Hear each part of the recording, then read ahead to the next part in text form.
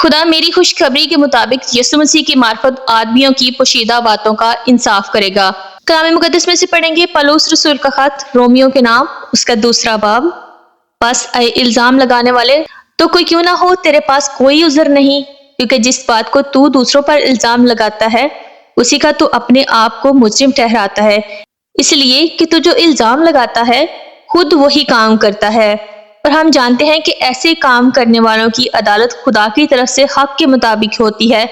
اے انسان، تو جو ایسے کام کرنے والوں پر الزام لگاتا ہے اور خود وہی کام کرتا ہے، کیا یہ سمجھتا ہے کہ تو خدا کی عدالت سے بچ جائے گا؟ یا تو اس کی مہربانی اور تحمل اور صبر کی دولت کو ناچیز جانتا ہے اور نہیں سمجھتا کہ خدا کی مہربانی تجھ کو توبہ کی طرف مائل کرتی ہے، بلکہ تو اپنی سختی اور غیر تائب دل کے مطابق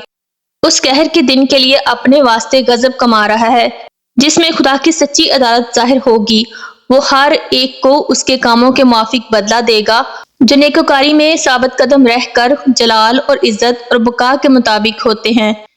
ان کو ہمیشہ کی زندگی دے گا۔ مگر جو تفرقہ انداز اور حق کے نہ ماننے والے بلکہ ناراستی کے ماننے والے ہیں، ان پر غضب اور قہر ہوگا، اور مصیبت اور تنگی ہر ایک بدکار کی جان پر آئے گی، پہلے یہودی کی پھر یونانی کی، مگر جلال اور عزت اور سلامتی ہر ایک نیکوکار کو ملے گی،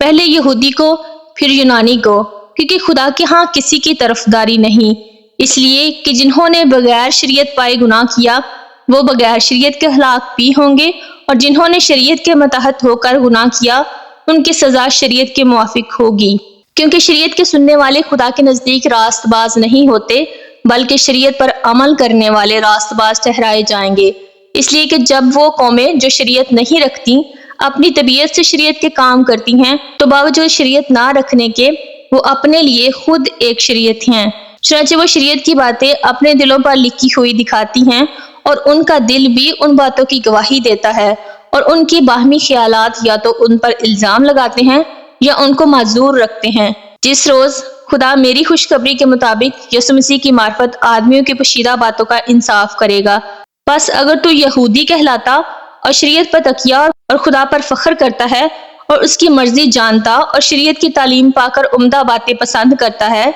اور اگر تجھ کو اس بات پر بھی بھروسہ ہے کہ میں اندھوں کا رہنما اور اندھیرے میں پڑے ہوں کے لیے روشنی اور نادانوں کا تربیت کرنے والا اور بچوں کا استاد ہوں، اور علم اور حق کا جو نمونہ شریعت میں ہے وہ میرے پاس ہے، بس تو اوروں کو سکھاتا ہے، اپنے آپ کو کیوں نہیں سکھاتا؟ تو جو واز کرتا ہے کہ چوری نہ کرنا، آپ خود کیوں چوری کرتا ہے؟ تو جو کہتا ہے کہ زنا نہ کرنا، آپ خود کیوں زنا کرتا ہے؟ تو جو بتوں سے نفرت رکھتا ہے، آپ خود کیوں مندروں کو لوٹتا ہے؟ تو جو شریعت پر فخر کرتا ہے، شریعت کے عدول سے خدا کی کیوں بے عزتی کرتا ہے؟ کیونکہ تمہارے سبب سے غیر قوموں میں خدا کے نام پر کفر بکا جاتا ہے، چنانچہ یہ بھی لکھا ہے، ختنہ سے فائدہ تو ہے بشرطے تو شریعت پر عمل کرے، لیکن جب تو نے شریعت سے عدول کیا تو تیرا ختنہ نامختون ہی ٹھہرا۔ بس اگر نامختون شخص شریعت کے حکموں پر عمل کرے تو کیا اس کی نامختونی ختنہ کے برابر نہ گنی جائے گی؟ اور جو شخص قومیت کے سبب سے نامختون ٹھہرا، اگر وہ شریعت کو پورا کرے تو کیا تجھے جو باوجود کلام اور ختنہ کے شریعت سے عدول کرتا ہے قصوروار نہ ٹھہرائے گا؟